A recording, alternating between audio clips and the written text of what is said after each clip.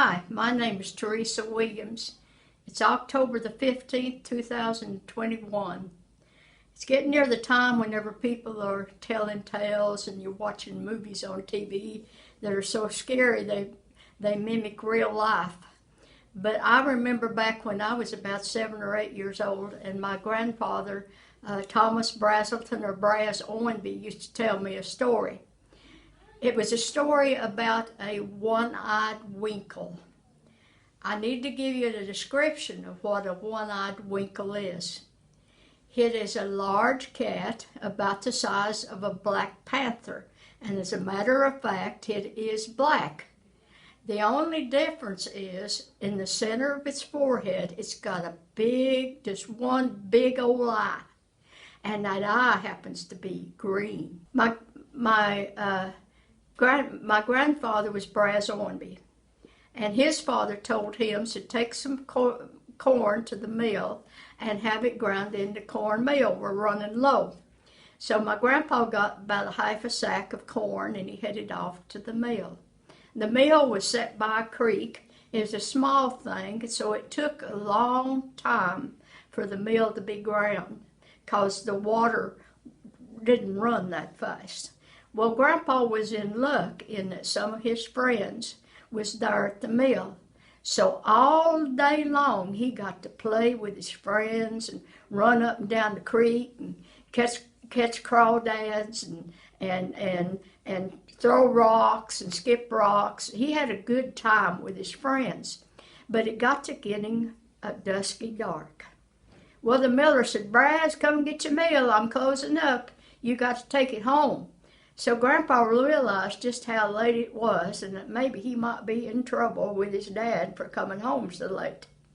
So he got his cornmeal and he headed out. Now the woods is real thick, big trees, lots of rhododendron, but there was a nice clear sled path that run through it. So Grandpa could see down the path, but he couldn't see well on either side. So it kept getting a little darker and a little darker. And Grandpa, all of a sudden, he heard this horrible noise.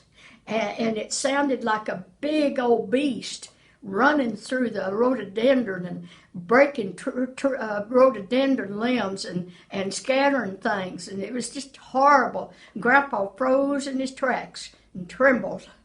And he kept hearing it coming closer and closer and closer, and he thought to himself, "Oh my goodness, I'm dead now. There has to be a one-eyed Winkle."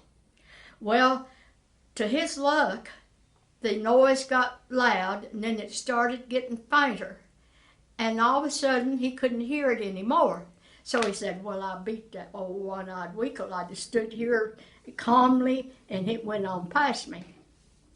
So this gave him courage, and he started whistling and walking along joyfully on his way home while it was getting darker and darker and real dark. Then the moon came out, big bright moon. And as he walked along, all of a sudden out in front of him appeared this unimaginable thing. And he looked at it real close and he says, "I can't imagine what that is. It looks like a big green eye." And he got the moon reflected then on the beast that was behind the eye, and it gave the silhouette of a big black cat. Well, all of a sudden the eye jumped towards him because that one-eyed Winkle was crouched and he was ready to come at Grandpa. Well, it came towards him, that eye did, and he got bigger and bigger, and it hit Grandpa in full force and knocked him back, and he landed on his back. His bag of cornmeal went and flew every which way, and there he was in a rain of cornmeal with that black panther having one paw on each shoulder, pressing down hard on him to where he couldn't breathe. And the eye was just inches away from his face, and all of a sudden the moon reflected on the big white canines of the cat. And it opened its mouth and it headed right towards his neck. This is where my grandpa would stop. And of course, I was all excited to hear the end of the story. And I said, Grandpa, what happened? What happened? And he says, well, what do you think happened? It winkled me to death. Happy Halloween.